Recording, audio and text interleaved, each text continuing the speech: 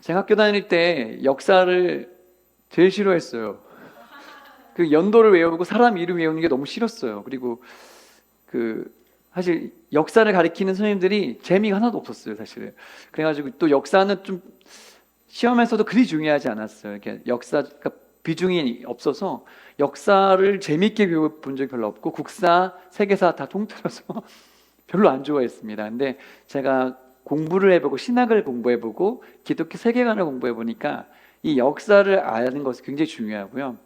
또 사실은 제가 제주도 가보면 그 제주도의 4.3 사건 뭐 이런 거 있잖아요. 그런 거를 어떻게 해석하느냐에 따라서 그게 되게 역사적인 관점에 따라 해석이 다 완전 달라 반대 방향이 있거든요. 또 우리나라 근현대사도 되게 첨예하게 대립되어 있고 여러 가지가 있는데 알아야지 보이고 알아야지 미래를 볼 수 있습니다. 그래서 미래학자들은 대부분 다 역사학자들이죠. 역사를 아는 사람이 미래를 인도하는 시대. 그래서 우리가 다음 세대가 이렇게 많이 나와서 함께 공부하는 건 굉장히 좋은 일이고요. 오늘 마지막 역사학에 대해서 공부할 때 이걸 마치면서 다음에는 뭘 하지 이런 생각을 좀 해봤어요. 다음에 똑같은 거 하면 재미없을 것 같고 계속 이 충돌하는 세계관 했더니 계속 충돌한다는 사람이 많아가지고 이 제목이 마음에 안 든다는 사람이 너무 많아서 그래요. 하여튼 이거는 좀 이제 그만하고 이제 다음 학기 겨울에는 이제 IBP에서 나온 그 은밀한 세계관이라는 책이 있어요. 더 이상 말해놓고 나니까 더 이상하네요. 충돌하는 것보다 더 이상할 수도 있는데 은밀한 세계관이라고 요거보다 훨씬 작고 좀 최근에 나온 책이에요. 그러니까 이런 책들을 다 읽은 사람이 읽으면 도움이 되는 책. 그래서 은밀한 세계관이 뭐냐면 세계관이 은밀하게 우리 삶에 다 들어와 있다는 거죠. 그런 관점에서 좀 다른 의미에서의 세계관을 보는 관점들이 있거든요. 그런 것들을 같이 공부해 보려고 하고 다음 학기에는 그 책은 한 두 번이면 할 수 있지만 뭐 진도를 빨리 나가는 게 중요한 게 아니기 때문에 한 3번 정도로 나누어서 이렇게 여러분도 미리 한번 공부해 보시고 읽어 보시면 도움이 되실 것 같아요. 어때요? 좋죠? 그리고 다음 주부터는 사무엘상 저희가 이제 아직 못 끝냈어요. 그래서 사무엘상 30장, 31장 남았거든요. 2번 하면 그 다음 이제 성경으로 넘어가는 걸로 하고 사무엘상은 너무 장기간 레이스였습니다. 사실 31주 동안 하는 거기 때문에 길었고요. 이제 성경 한 권을 이렇게 떼는 거 말고 기도에 대한 내용으로 해서 성경에 나와 있는 기도문, 기도의 인물 이렇게 해가지고 시리즈로 한번 기도를 불붙이는 이렇게 금요 심야로 한번 해볼게요. 그래서 뜨겁게 기도하는 시간을 다음 주부터 계속 이어서 했으면 좋겠어요. 네, 오늘은 역사학인데요. 책 읽어보셨나요 혹시? 네, 그런 건 안 물어보겠습니다. 어차피 물어봤자 소용이 없으니까. 그래서 오늘 강의를 들을 때는 잘 들어보시고요.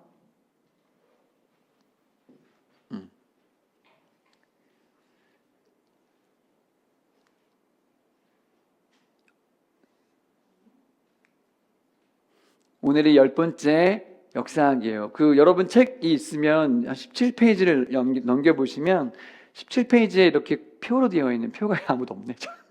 아무튼 17페이지 보면은 전체적으로 전체 세계관들 6개의 관점으로 어떻게 각각 분야에서 이해할 수 있는지 표로 되어 있는 게 있어요. 그거를 딱 펼쳐놓고 설명할 수 있으면 강의를 잘 들은 건데 여러분들이 이제 오늘 강의를 잘 들으면 기독교 역사관은 무엇인지, 이슬람은, 세속적 인본주의는, 마르크스 레닌주의는, 그다음에 뉴이지, 그다음에 포스트 모던주의는 어떤 역사관을 갖고 있는지 이해할 수가 있을 것 같습니다. 같이 한번 보면요, 기독교 역사학의 특징은 뭐냐면 3가지 테마로 구성되어 있어요. 뭘까요? 맞습니다. 창조, 그렇지. 와, 천재. 창조, 타락, 구속이라는 큰 테마로 되어 있어요. 이게 순서적이죠. 창조, 타락, 구속. 역사가 이렇게 쭉 가면 직선형으로 가서 끝난다는 거죠. 구속이 이루어지면 끝. 지금 예수님이 이 땅에 오셨잖아요. 그러니까 이제 역사는 끝으로 가고 있는 거예요. 그래서 말세, 지말 중에 살고 있죠, 우리가. 이 세상이 영원하지 않다는 생각 속에 살고 있습니다. 바울은 가능한 가장 강력한 목격자의 증언 때문에 부활이 역사적 사건으로 지지된다고 믿었는데 그 중에는 자신의 증언도, 그러니까 예수님이 부활하신 모습으로, 현현하신 모습으로 다메섹 도상에 나타나셔가지고 너 나를 핍박하니, 그렇게 말씀하신 다음에 부활하신 주님을 그가 만났죠. 생전에 만나지 못했어요. 근데 예수님을 만난 그 사도 바울이 인생이 뒤바뀌었어요. 그래서 예수님 믿는 사람을 죽이려는 그 사람이 예수님의 증인이 되었죠. 그래서 이 사도 바울에게 이 부활의 역사성은 기독교의 진리와 기독교의 믿음의 유효성을 위한 필수적인 조건이었죠. 그래서 여러분, 이 부활이라는 조건이 없으면 기독교는 아무런 힘이 없는 건데, 우리 예수님께서 부활하신 거 믿으세요? 네. 사실 본 사람이 없잖아요. 우리 중에 예수님 본 사람이 있어요? 예수님 십자가에 달린 거 본 사람 없어요. 예수님 부활하신 거 더더구나. 근데 믿어진다는 건 기적 중에 기적이죠. 그것을 믿는 게 바로 기독교 세계관. 그렇지. 그래서 은사를 받아서 과거를 보는 그런 은사가 그래. 여러 가지 우리가 이제 간접적인 도구로 보는 것인데, 성경 말씀을 들을 때 믿음이 생겨서 알게 되는 거고 믿어지는 거예요. 그래서 기독교 세계관을 모르는 사람들이 이런 얘기를 들으면 이해가 되지가 않죠. 그래서 우리는 예수를 믿기 때문에 그렇게 믿는 거예요. 자, 기독교인들은요, 무엇이 역사에 기반을 둔 신뢰할 수 있는 책이라고 보고 있습니까? 그렇죠, 성경이죠. 그래서 여러분, 기독교는 성경하고 뗄래야 뗄 수가 없는 거예요. 그러니까 성경이 역사적이고 믿을 만한 책이라고 믿기 때문에 우리가 여기 하나님의 말씀의 의미를 크게 두는 것입니다. 그래서 이 역사, 모든 역사는 기독교 세계관을 뒷받침하는 것입니다. 그래서 역사 보세요, 여러분. 이 세상의 역사가 만약에 6,000년 전 역사 있나요? 역사 쓰여진 거 있나요? 고고학적으로 발견된 거 있나요?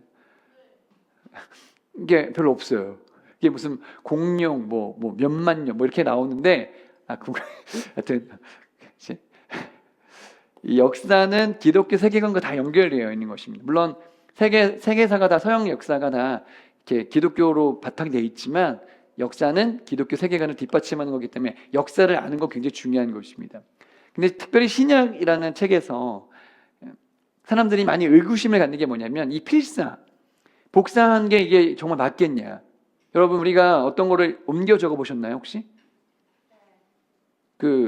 옛날에는 인쇄술이 발전되지 않아가지고 다 책을 사람이 옮겨서 썼어요. 그래가지고 수도원이 발달된 거예요. 수도원에서 그 유명한 책들을 필사해가지고 남기고 그래서 책이 이어져 온 건데, 여러분 집에 있는 아무리 좋은 책도 되게 오래되면 노랗게 되고요. 되게 이제 보기가 어려워져요. 그러니까 이제 계속 그 책이 보존되려면 누군가 필사 뺏겨서 써야 될 카피본을. 근데 그렇게 생각하는 거죠. 2000년 전에 쓴 책이 어떻게 지금도 똑같은 내용으로 보존될 수 있겠느냐라고 말하는 거죠. 여러분, 제가 이제 40년 좀 넘게 살았는데, 옛날에 어렸을 때 일기 써놓거나 편지 쓰는 게 있을 거 아니에요. 그럼 그게 잘 보존될까요? 그 책, 이렇게 편지나 이런 게, 일기가 다 버려졌거나 뭐 있어도 지금 어떻게 됐겠어요? 글씨가 뭉개지거나 막 이렇게 됐겠죠. 그러니까 성경을 2000년 전에 썼는데 당시에는 뭐라고? 훈민정음은 언제 나왔죠? 그러니까 지금 500년도 안 지났잖아. 500년 정도 지났는데 성경은 2000년 지났단 말이야.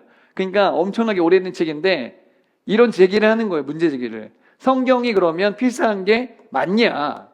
응? 그리고 이 신약 증인들이 이거 맞는 얘기 한 거냐 이거. 이렇게 이것에 대해서 이제 의구심을 제기하는 경우가 생긴단 말이에요. 근데 신약 성경은 다 목격자들에 의해서 쓰여진 것이죠. 마태, 마가, 누가, 요한, 이 복음서가 다 그렇고 사도행전이 다 그런 식으로 쓰여진 거죠. 근데 이제 이런 이제 사본의 신빙성 때문에 문제를 많이 제기했는데, 쿰난 동굴에서 사본이 발견됐어요. 1947년 사해에서 어떤 사람이 뭐 양을 찾으러 갔는지 이렇게 찾으러 가다가 한 동굴에 들어갔는데 거기에서 항아리를 발견했어요. 항아리를 열어보니까 옛날에 신약 성경 썼던 그 사본이 담겨져 있는 두루마리를 발견한 거지. 딱 비교해 보니까 이전에 썼다고 마지막으로 발견된 그 사본하고 딱 비교해 보니까 거의 일치하는 것을 발견하고, 이 사본들이 진짜구나, 이것을 알게 된 것이죠. 그래서 이 고고학적 발견이 굉장히 중요합니다. 역사적인 발견이 굉장히 중요한 거예요. 여러분, 그래서 아라라산 알죠? 아라라산에 뭐가 원래 있죠?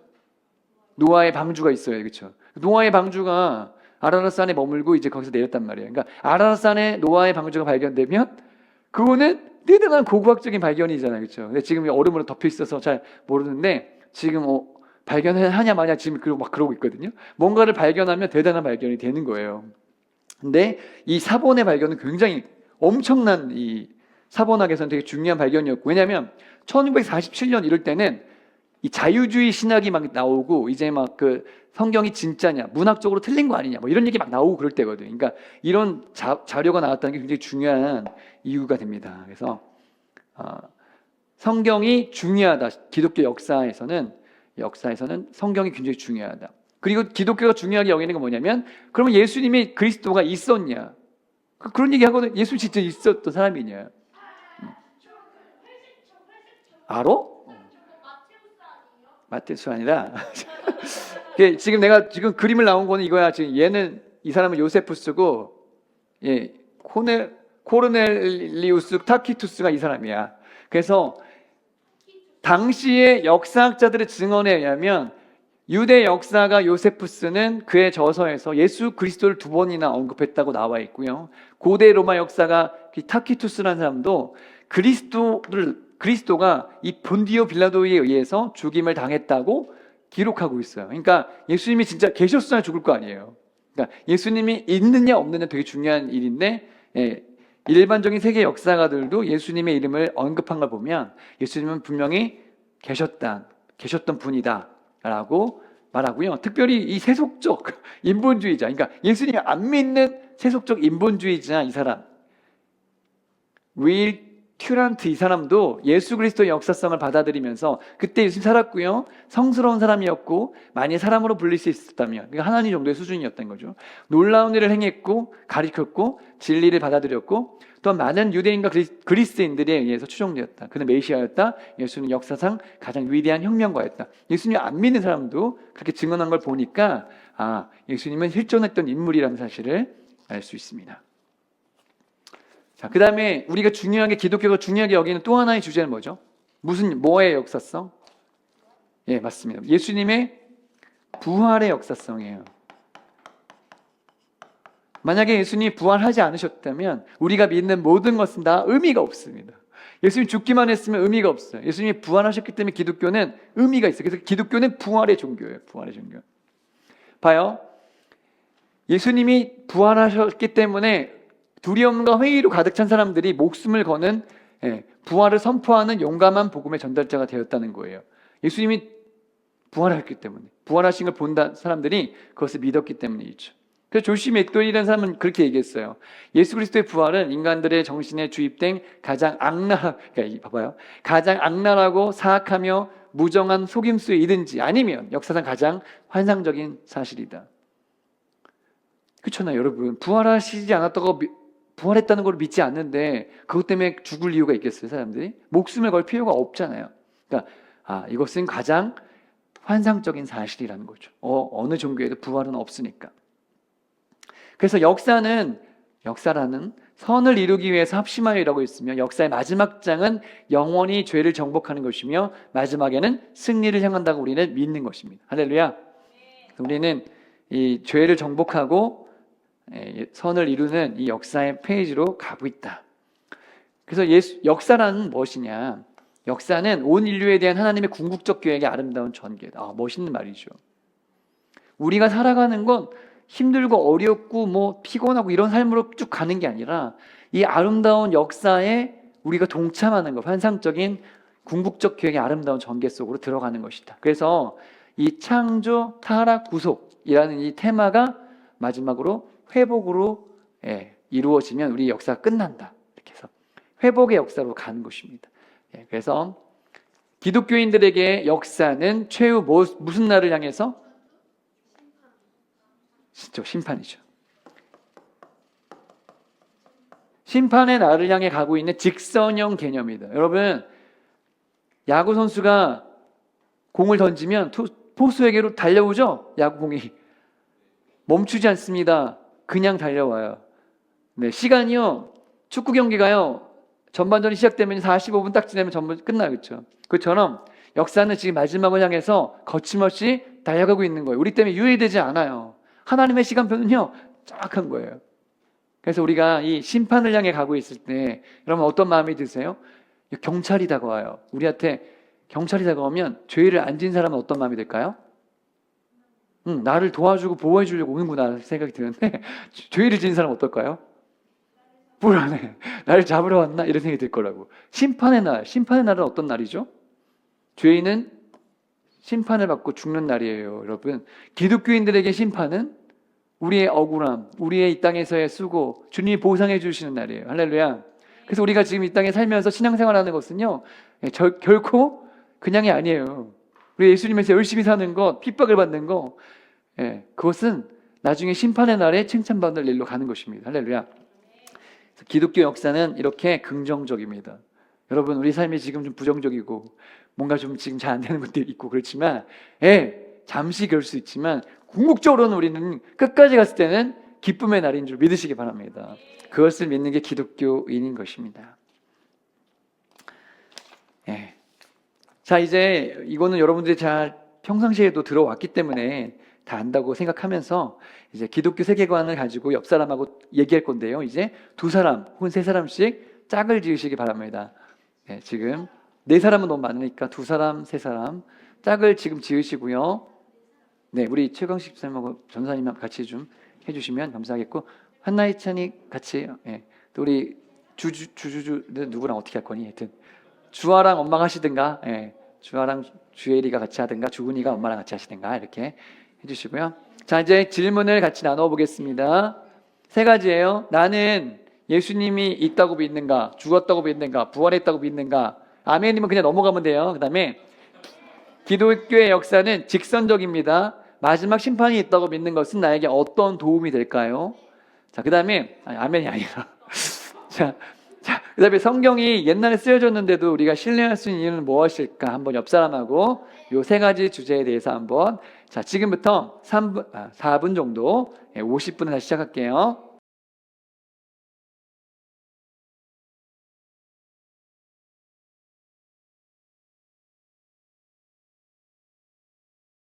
저는 이제 비행기를 23살에 처음 탔어요.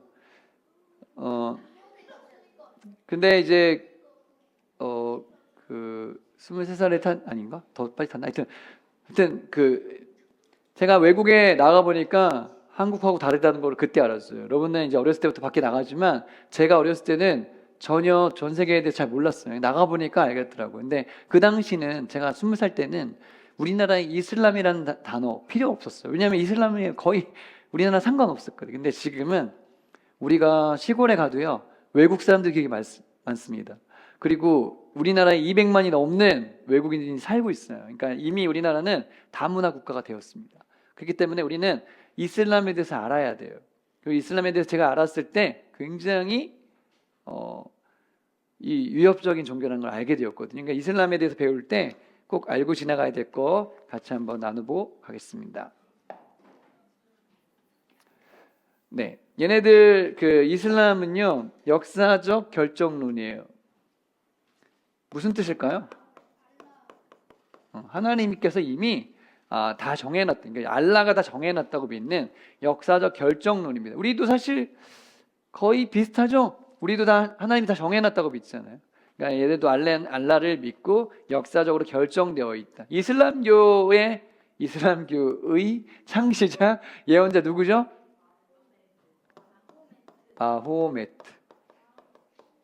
마호메트는 몇 년에 태어났어요? 570년에 태어났습니다. 이 사람은요, 어렸을 때 엄마 아빠가 일찍 돌아가셔서 삼촌에 의해서 컸고요. 25살에 결혼했어요. 무려 그때 당시에 과부였던 40세 되는 과부하고 결혼했습니다. 근데 이 여자가 굉장히 부자였어요. 그래가지고 이 마호메트를 굉장히 잘해줬어요. 근데 이제 25살에 결혼해서 이때 610년 40살이 되었을 때 가브리엘 천사의 방문을 받고 뭔가 계시를 받습니다. 그래서 자기 혼자 그냥 넘어가려고 했는데 자기 아내가 알려주는 거죠. 이것은 신의 계시다. 이렇게 알려줘서 이 신의 계시구나 라고 얘기해서 자기가 이제 예언자가 되었구나라고 생각했어요. 자, 이 사람이 태어난 곳은 메카였습니다. 여러분 메카 들어봤죠? 메카. 사우디아라비아의 메카. 이 사람이 메카에서 태어났는데 지금도 왜 매년마다 이 성지순례 때문에 메카에 막 사람들이 성지순례 가잖아요. 원래 그 메카는 당시의 종교적, 경제적, 정치적 중심지였대요.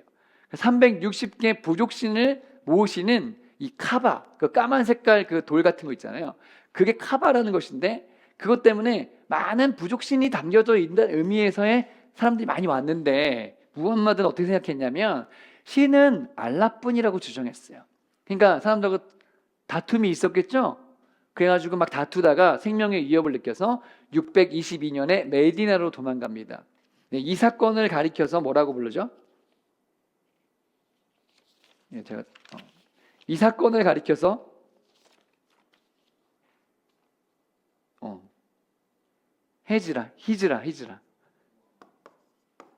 히즈라라고 불린대요. 히즈라. 뭐라고요? 히즈라라고 불립니다. 그래서 이때 모슬렘 시대가 열렸다 이렇게 해서 모여가지고 이제 군대를 만들거든요. 근데 이 사람을 따르는 사람이 점점 많아지는 거예요. 그래가지고 전투를 벌이는데 이 메카의 사람들하고 전투를 벌이는데 바드르 전투로 인해서 메카 군대를 이겨버리고요. 627년에는 메카의 공격을 격퇴하면서 메카를 점령해 버립니다.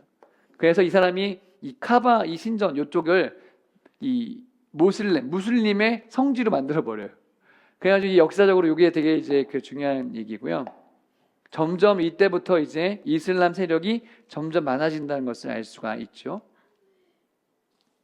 자, 이 이슬람을 이루는 사람들을 세 종류로 나누면 뭘까요? 수니파 또 시아파. 자, 수니파가 훨씬 많습니다. 수니파가 훨씬 많고 전 세계 모슬렘의 80% 정도이고요. 무함마드의 후계자가 선거로 선출돼야 된다고 믿는 사람들이고 이 시아파는 무함마드의 핏줄에서 계속 그 이어져 내려와야 된다라고 믿어요. 그래가지고 이 사람들을 이맘이라고 부르죠. 이맘. 그래가지고 이제 이란이라는 나라를 중심으로 시아파가 있고요. 이 사람들 한 20% 정도인데 시아파는 이 강력한 무슬림을 지향하는 사람들이고 대부분의 수니파 무슬림들은 좀 평화로운 이런 걸 이게 원하는 사람들이에요. 그래서 모든 무슬림이 다 나쁜 건 아니지만 이 시아파 사람들이 좀 그런 거를 강조하고 있다 이렇게 믿으시면 되고 최근에 이스라엘하고 이란하고 전쟁이 있었잖아요. 그게 이 시아파를 믿고 있는 이맘이 사실상 그 나라의 지도자죠. 거기 그러니까 이제 굉장히 이슬람이 강한 나라라고 보시면 될 것 같아요.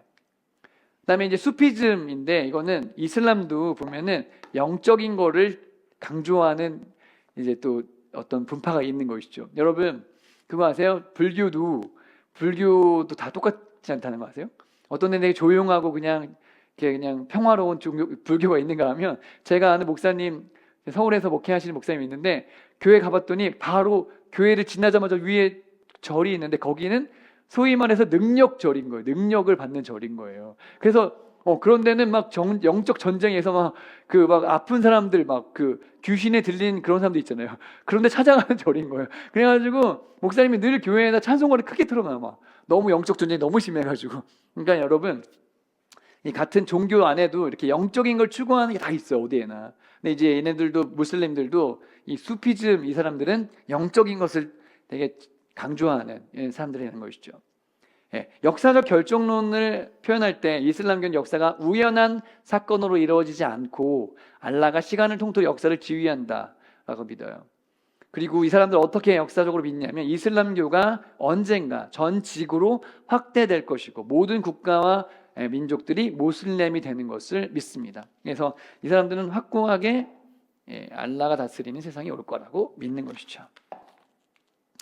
예수님께서 죽으신 것, 죽음에서 부활하셨던 사실은 믿지 않아요. 그리고 성경은 뭔가 타락한 책이라고 생각합니다. 무함마드가 말한 쿠란이 진짜 예언이 완성된 책이라고 생각해요. 그래서 쿠란을 중요하게 여기는 거죠. 이 사람들. 꾸란이라고도 하고요. 이 사람들이 중요하게 여기는 것 또 하나는 뭐냐면 지하드, 제가 여러 번 강조했는데 이 지하드가 뭐냐면 뭔가 이 신을 위해서 영적인 전쟁을 할 수 있다라고, 전쟁을 불사하겠다 이런 거 지하드입니다. 그래서 여러분이 이제 이슬람이 계속 위협을 주는 세력이고 9.11 사태가 그것을 가장 잘 보여준 것이죠. 그래서 기독교인들을 가장 많이 탄압한 존재가 이슬람이고요. 실제로 유럽도 다 이슬람에 넘어갈 뻔했었잖아요. 스페인에서도 다 넘어갈 뻔했었고 굉장히 파워를 갖고 있는 게 바로 이슬람이라고 할 수 있습니다. 여러분이 아마 거의 대부분의 사람들, 다음 세대들은 이거를 모를 거예요. 그러니까 9.12 사태를 경험하지 않았기 때문에 전혀 모르겠지만 9.12 사태를 좀 짧게 이렇게 추격한 그 그림을 한번, 영상을 보고 그리고 할게요. 이 사람들이 어떻게 공격했는지, 얼마나 무서운 장면인지 한번 보고 나서 가도록 하겠습니다.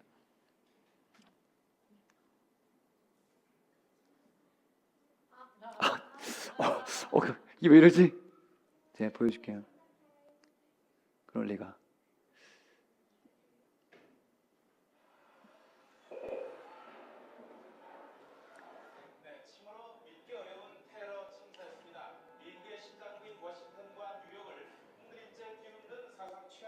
이대로 보여주지 말고 여기 찍은 걸로 보여줄래요? 왜냐면 이게 이렇게 나가면 인터넷이 끊어질 수 있어요. 유튜브. 이걸 보세요. 네.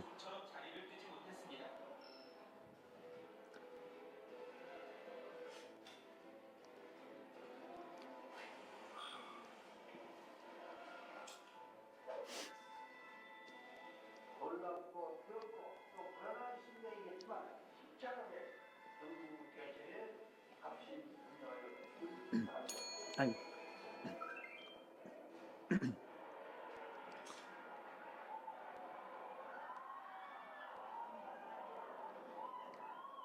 Two airplanes have crashed into a World Trade Center in an apparent terrorist attack on our country.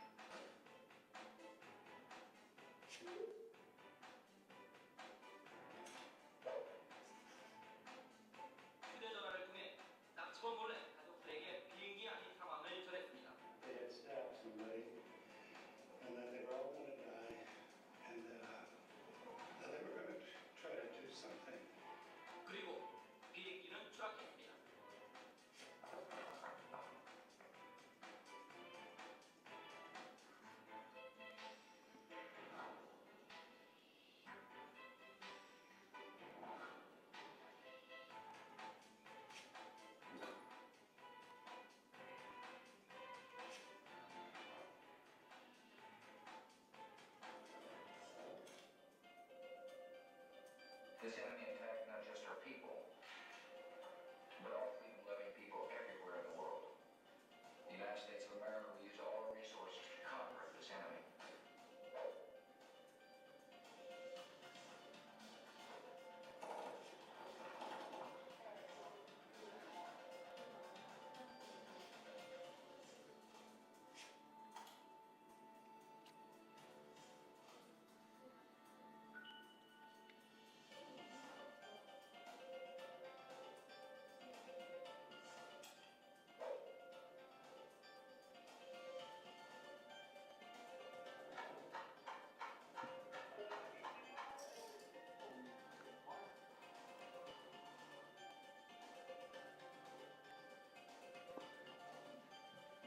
네, 이 장면을 아마 처음 보신 분들도 있을 거예요, 그렇죠?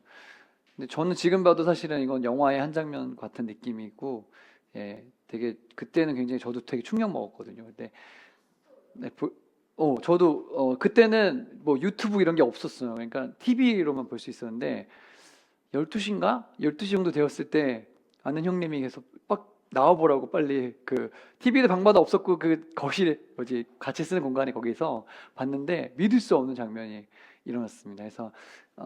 그래서 여러분 이걸 알고 계셔야 돼요. 이슬람이 어떤 마음을 갖고 있기 때문에 생각을 갖고 있기 때문에 하는지 그런 행동을 하는지. 그리고 사람들은요 내가 나쁜 짓 해야지 하고 하지 않아요. 내가 지금 옳은 행동을 한다고 생각하고 그 행동을 합니다. 그래서 이 사람들이 비행기를 동시에 납치했고 그 사람들이 칼, 총으로 한 게 아니라 그냥 몸으로 들어가서 사람들 다 죽이고 이렇게 그러니까 뭔가 대포와 뭐 이런 걸 한 게 아니라 자기만 있으면 그 일을 할 수 있는 사람들이 동시에 비행기를 타고 동시에 비행기를 납치하고 동시에 중요 건물에 달려들기로 계획을 했고 자기도 죽을 줄 알면서도 그 일을 하는 왜 그럴까? 이 기독교 세계관이 아니라 이슬람 세계관을 갖고 있기 때문에 그런 것이죠. 그래서 한번 여러분 나눠보는 시간을 갖겠습니다. 결국 모든 민족이 이슬람을 믿게 될 것이라는 역사관을 갖고 살아간다면 다른 종교는 어떻게 생각할까 이 사람들은. 그리고 9.12 테러와 같은 사건들이 그런 일들이 다시 일어날 수 있을까? 그렇다면 어떻게 일어날 수 있을까? 한번 옆 사람하고 지금부터 5분 정도 이야기 나눠볼게요. 두 가지입니다.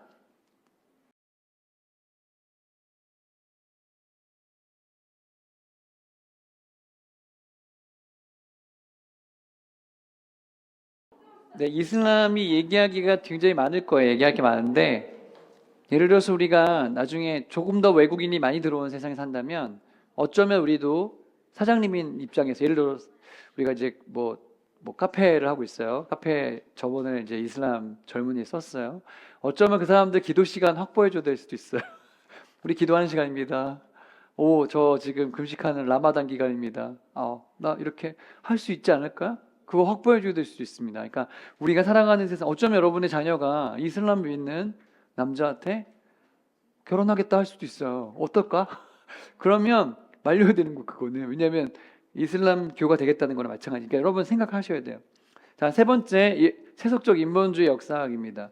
여러분이 학교를 잘 다니셨으면 그대로 딱 잘 다니셨으면 우리는 다 세속적 인본주의를 가지고 있습니다. 이렇게 살아왔으니까요. 그러니까 잘 보셔야 되고요. 이 사람들은 역사적 진화라는 말을 씁니다. 히스토리컬, 그러니까 역사적 들어가면 굉장히 되게 멋있어 보이지만 여러분이 히스토리컬 지저스 그러면 역사적 예수 그러면 그것은 예수님을 그 인간으로 보겠다는 측면이거든요. 그러니까 성경대로 보지 않고 예수님은 이게 인간적인 측면에서만 해석하겠다. 그러니까 역사적 진화, 진화론이죠. 결국 역사도 진화한다. 좋은 방향으로. 근데 이 사람들은 인간의 잠재력에 대해서는 낙관적인 관점을 갖고 있습니다. 그러니까 인간은 선하고 낙관적인 관점 갈 것이다 저쪽으로. 근데 인본주의 선언이 이 사람들의 거의 신앙 고백인데요. 이 신앙 고백이 뭐냐? 인간의 역사를 낙원을 향한 인류의 전진으로 이렇게 봤어요. 근데 어디서 한계를 맞이했냐면 어디서요? 제 2차 세계대전을 통해서 한계를 맞이한 거예요. 왜냐하면 세상은 점점 좋아지죠. 과학 발전되죠. 모든 게 다 좋아지는 방향을 갔는데 세계대전 2번 땅 맞으면서 우리가 꿈꾸는 유토피아는 이렇게 디스토피아로 될 수도 있는 거구나. 이렇게 거의 한계를 맞이한 게 바로 인본주의 선언이 인본주의 갖고 있는 한계였단 말이죠. 왜 그렇게 믿냐면 이 사람들이 왜 믿냐면 우리가 무생물에서 진화해서 36년 동안 계속 좋은 방향으로 계속 가고 있었잖아. 그러니까 앞으로도 계속 더 나은 세계로 갈 거야 라고 믿는 거예요. 근데 여러분 보세요. 지금 우리가 살고 있는 세상이 옛날보다 살기 편해졌죠? 그잖아. 옛날에 할머니들이 다 나가서 내과에서 빨래 다 하고요. 다 삶아가지고 뭐 하고. 근데 요즘에 어때요? 빨래를 그렇게 안 하죠? 세탁기 넣고 하고 밥솥은 밥이 하고 밥은 밥솥이 하고 다 이게 좋아지잖아요, 점점. 그러니까 인류가 발달될수록 사람 더 좋은 방향으로 갈 거라고 믿는 거예요.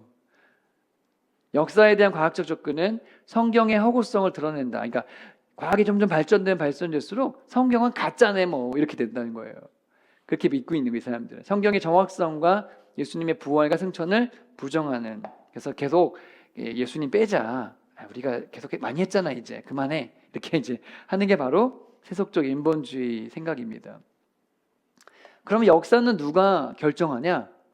사회적 환경이 그것을 결정한다. 우리 하나님이 아니라 사회적 환경에 의해서 인간의 발달되면서 바뀌는 게 바로 역사다. 이렇게 믿는 게 세속적 인본주의의 관점이에요.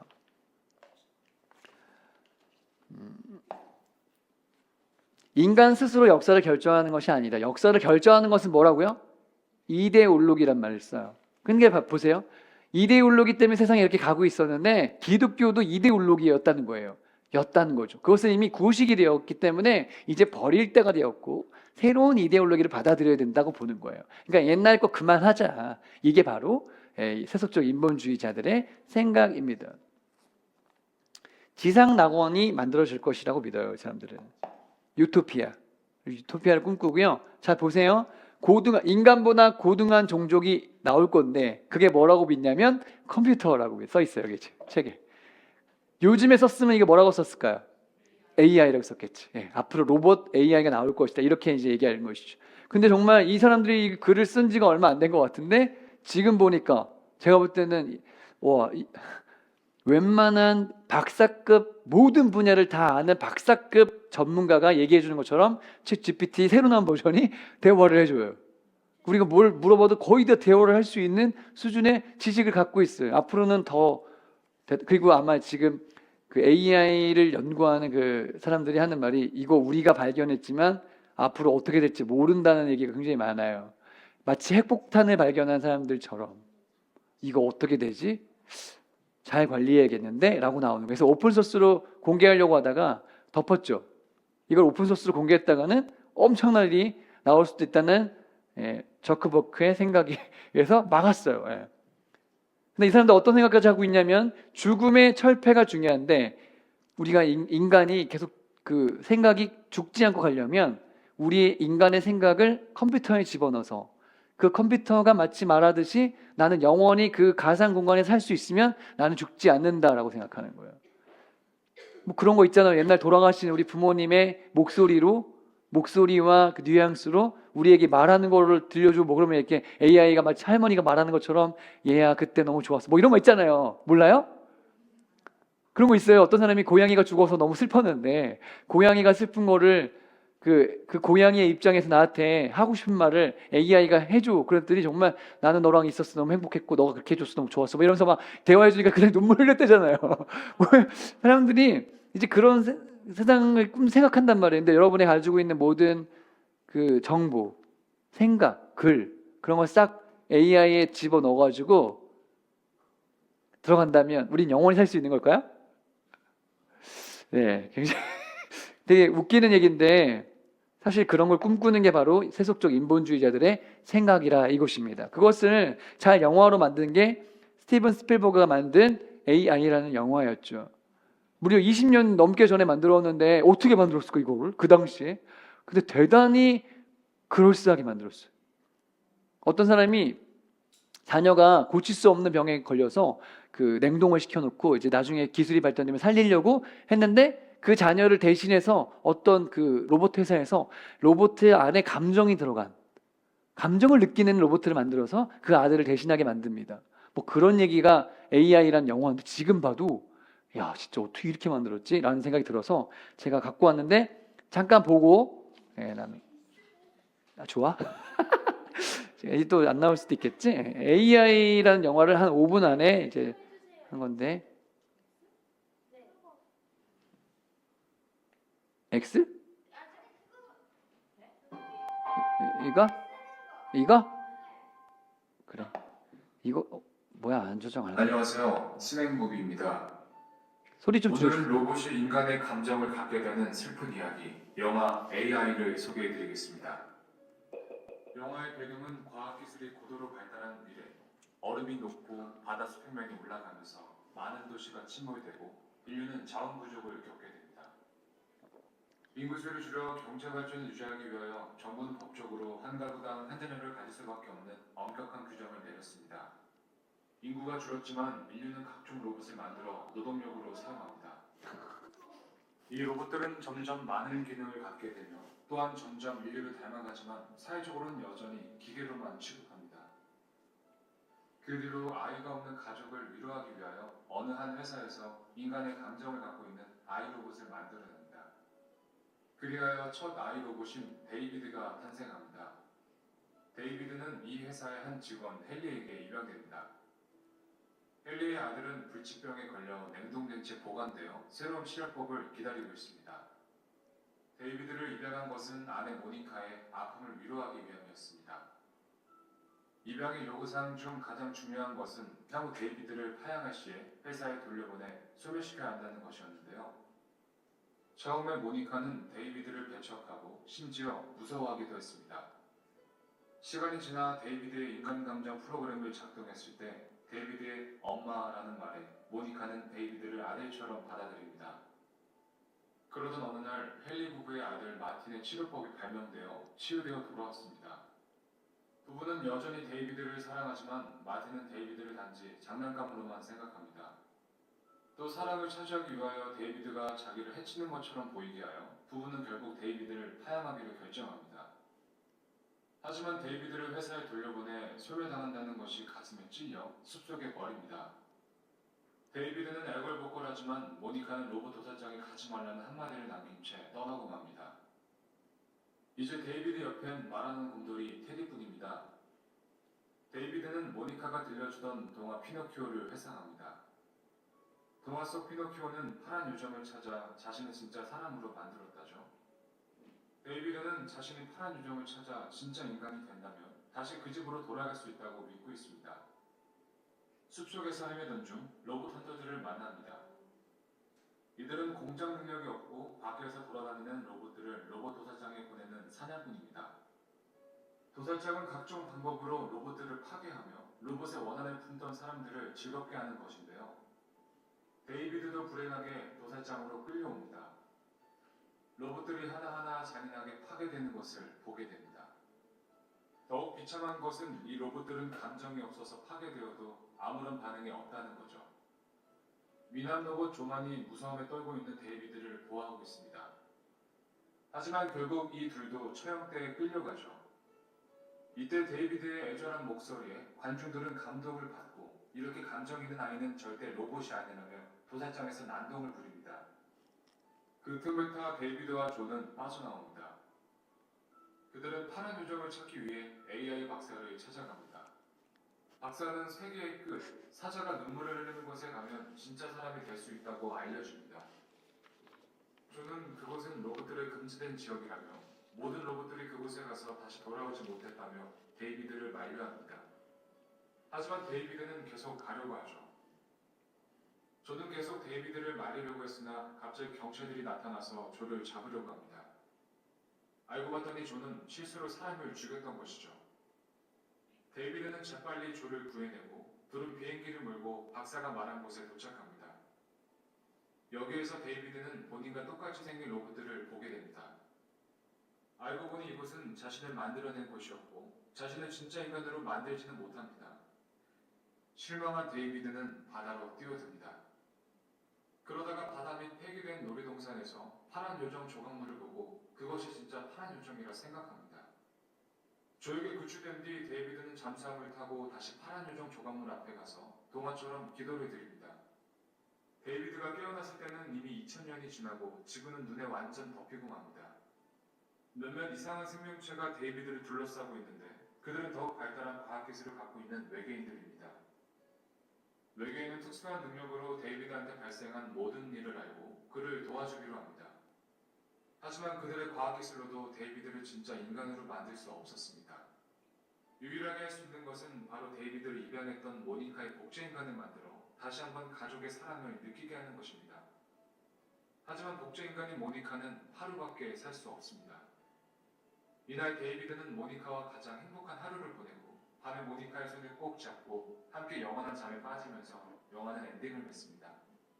피노키오와 파란 요정을 모티브로 하는 동화적인 분위기가 영화의 한 흐름인 반면 한편으론 침수된 도시, 향락가, 로봇 파괴쇼, 살인 현장에 등장하는 등 현실 세계의 어두운 부분들을 그려내고 있어 극명한 대비 관계를 이룬 영화입니다. 스넬목이었습니다. 네.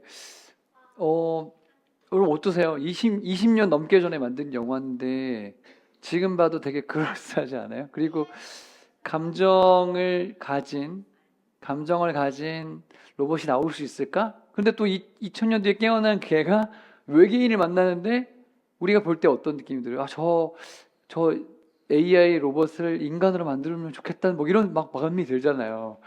그리고 외계인이 마치 있으면 좀 도와주면 좋겠다는 뭐 그런 마음도 들잖아요. 그러니까 이게 세속적 인본주의가 이렇게 사람의 생각을 이끌어 가는데, 이 감독의 정말 제가 볼 때는 약간 천재성도 볼 수 있고, 또 여러분이 이 세속주의 인본주의는 어떻게 발전될 갈 수 있는지 이 방향을 볼 수 있는 그런 영화였던 것 같아요. 자, 우리가 질문해 보고 싶은 건, 과학과 기술이 발전하면 인류의 모든 문제를 해결하고 정말 지상낙원을 만들 수 있을까요? 여러분 어떻게 생각하세요? 기술이 발전되면 부정적인 면은 없을까요? 자, 예를 들어서 많아지겠죠. 만약 우리가 집에 다 로봇가 다 많고, 뭐 우리가 해도 안 되는 게 너무 많고, 다 뭐 농사도 다 지어주고, 뭐 고기도 다 잡아주고, 뭐 나쁜 다 해준다. 우리는 지금 아무것도 할 게 없다. 그러면 여러분 행복할까요? 그렇게 행복하지 않을걸요? 만약에 예를 들어서 우리 기타 반주도 해주고 키보드도 쳐주시고 막 노래도 부르는데 AI가 로봇가 다 진짜 그냥 저희 프로페셔널한 것처럼 다 연주할 수 있어. 뭐든지 다 그 로봇가. 그럼 재밌을까? 아니라는 거야. 우리가 진짜 하나님을 찬양할 때 우리가 진짜 손으로 연주하고 마이크 노래 부르고 이런 게 되게 중요한 거죠, 사실. 자, 인간의 뇌를 컴퓨터에 업로드해서 영원히 살 수 있게 된다면 그것은 진정한 나라고 할 수 있을까? 그런 거는 사실 되게 인본주의에서는 가능할지 몰라도 인간이 뭘까 한번 생각해 보는 의미에서 이 질문을 한번 던져보고요. 자, 계속하면은 나눔을 많이 하면 시간이 길어지기 때문에 바로 이어서 할게요. 예, 아니, 그래요. 그런 생각은 너무 축복해요. 자, 마르크스 레닌주의는 공산주의죠. 마르크스주의자들은 역사가 어디 갔지? 역사가 진화의 과학과 정반합의, 이걸 뭐라 그러죠? 정반합 뭐죠? 변증법. 해겔의 변증법. 변증법적 행로로 구성되어 있다고 생각한다. 그러니까 정반합은 이거예요. 세모. 정, 반, 합에 이른다는 거예요. 그래서 어떤 것이든 진리는 없고 반대 방향이 반드시 있고, 거기에서 합일된 어떤 게 나오고 정반합으로 가면서 점점 좋아진다. 이렇게 생각하는 게 바로 변증법이라는 것입니다. 그래서 역사도 진화하고 이렇게 해서 마르크스주의자들은 이런 걸로 생각하고요. 그래서 역사적 유물론이란 말이죠. 유물론, 물질만 모든 것이다. 사회, 경제, 그리고 역사 연구에 대한 방법론적 접근으로서 경제적 분석을 통해서만 인간 사회 발달과 변화의 원인을 찾는다. 그러니까 이 마르크스 레닌주의자들은 경제가 제일 중요한 화두예요. 경제를 어떻게 해석하느냐. 그래서 경제 결정론이라는 말을 씁니다. 그래서 이 경제와 이 역사가 연결되어 있다라고 얘기하는 것이 바로 마르크스 레닌주의라고 할 수 있어요.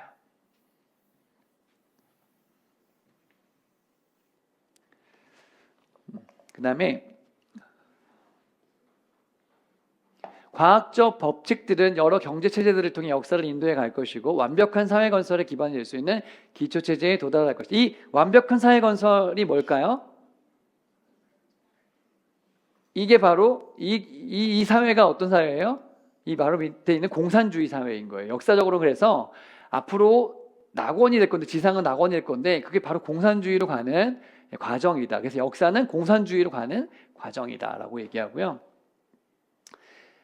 그래서 이 변증법에 의해 지배된다. 정반합을 통해서 계속 원시적 사회주의가 봉건제도로 갔고, 자본주의로 갔고, 사회주의로 갈 것이고, 공산주의로 갈 것이다 라고 쭉 이렇게 역사를 이해하는 것이죠. 그래서 정반합의 원리에 의해서 점점 경제체제는 좋아지는 방향으로 갈 것이다. 그래서 그것을 위해서 우리는 혁명을 해야 된다 이렇게 생각하는 것입니다. 그래서 역사가 심판관이다. 그 집행자는 프롤레타리아다. 그래서 우리 그 없는 사람들이 힘을 합쳐서 이 일을 이루어야 된다. 이렇게 사람들을 선동하는 게 바로 마르크스 레닌주의라고 할 수 있습니다.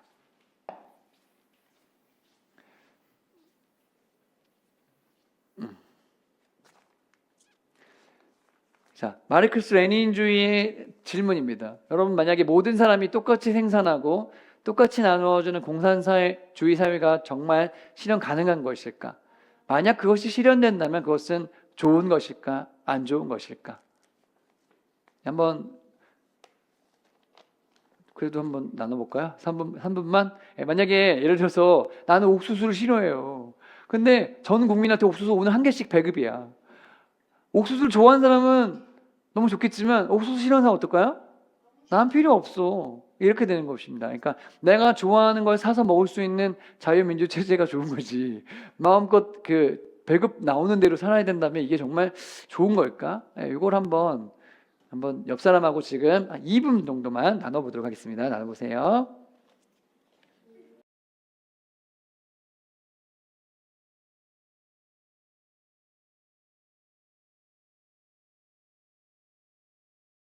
네, 뉴에이지로 가겠습니다. 뉴에이지는 약간 이름은 서양적이지만 사실 우리가 갖고 있는 동양 힌두교나 불교에 가깝다고 생각하면 돼요. 그래서 우리가 열반에 이른다, 신이 된다 이런 걸 중요하게 여기는 생각이죠.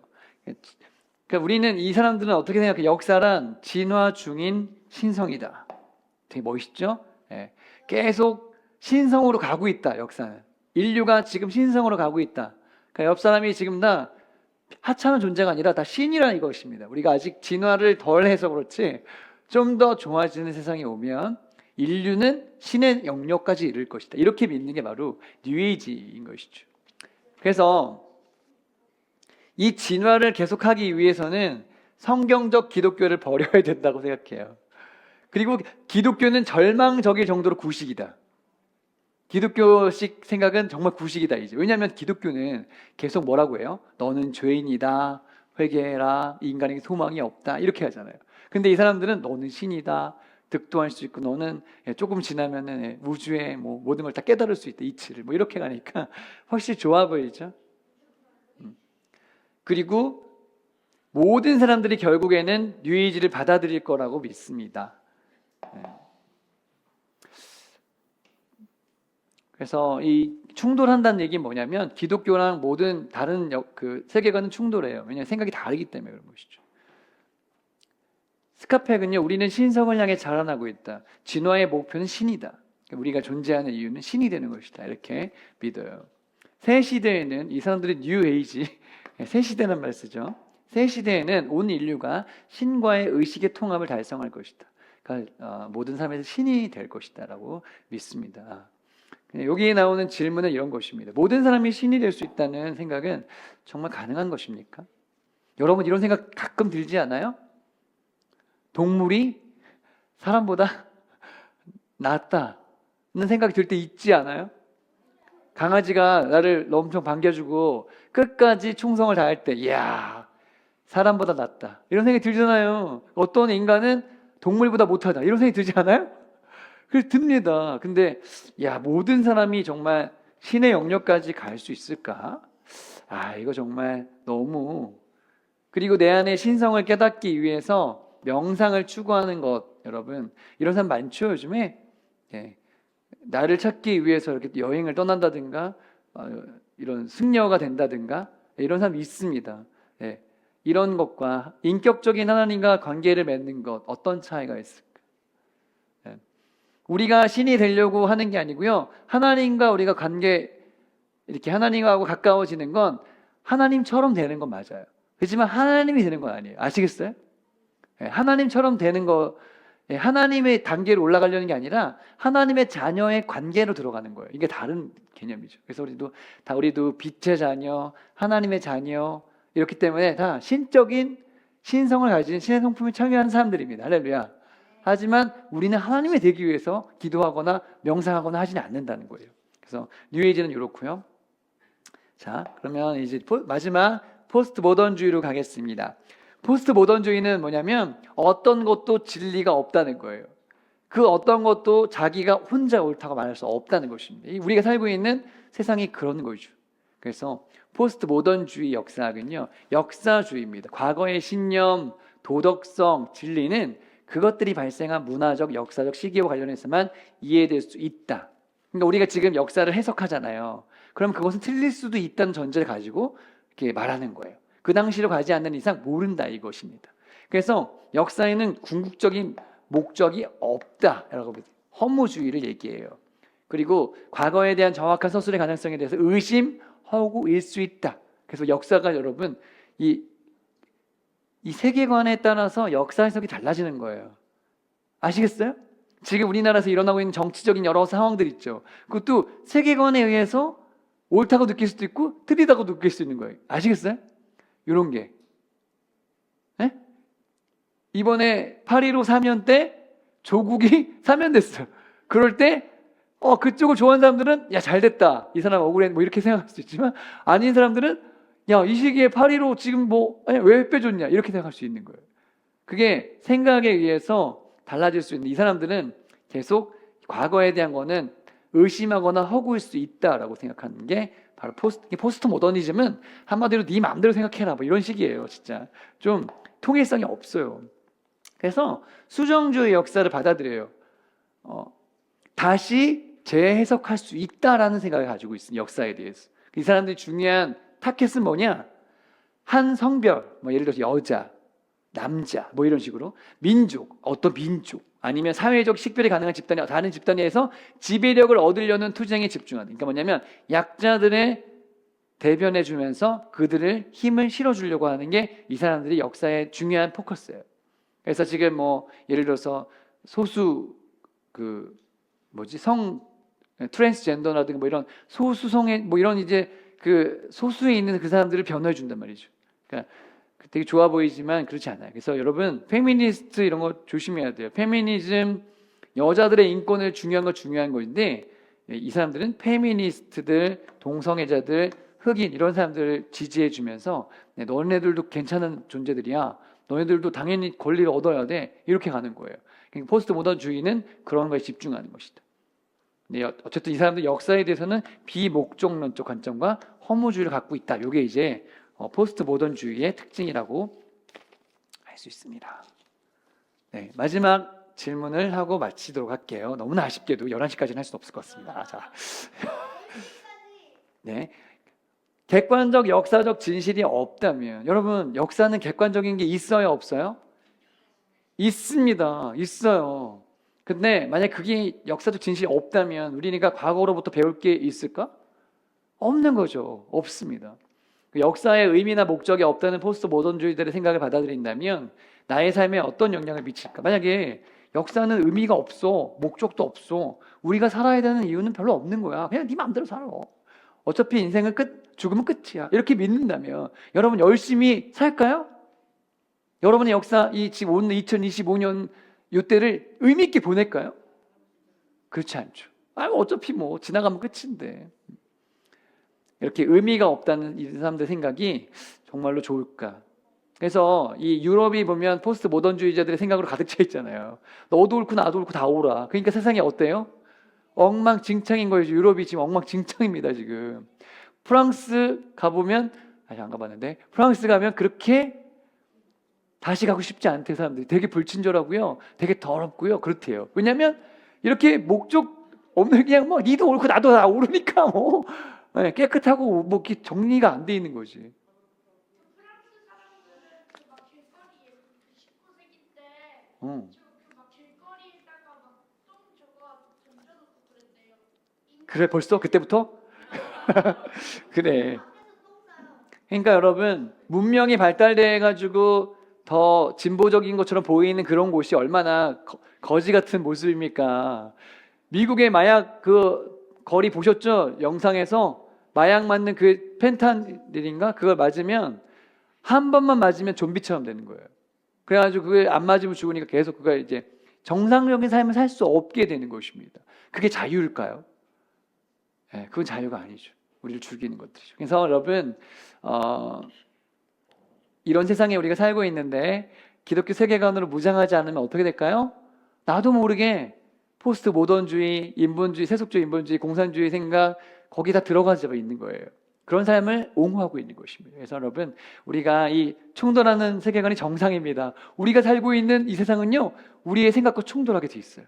그래서 이 충돌하는 세계에서 진리로 무장하시고 역사의 주인이신 하나님께 여러분의 인생을 맡기시고 심판의 날에 칭찬받는 의미 있는 삶으로 저와 여러분의 삶이 드려지게 되시기를 예수님의 이름으로 축복합니다.